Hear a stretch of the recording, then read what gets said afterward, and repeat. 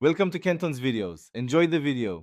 You start with safety and the basic electrical checks.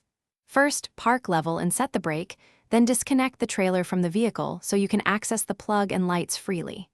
Once done, visually inspect the 4/7-pin connector, socket, and wiring for corrosion, bent pins, or broken insulation. This tells you whether the problem is connector or lamp level.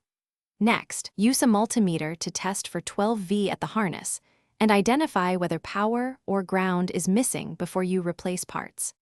You now perform targeted diagnosis. Use the multimeter to probe each function pin turn signals, brakes, tail lights, and confirm 12V when the switch is activated. Check continuity to ground as well.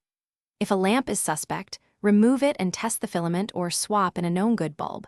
This quickly separates lamp failure from wiring faults. While testing, wiggle the wiring harness and connectors to expose intermittent breaks, and make sure the trailer ground is clean and bolted to bare metal. Poor ground causes odd failures. You complete repairs by replacing damaged pins and fixing wiring.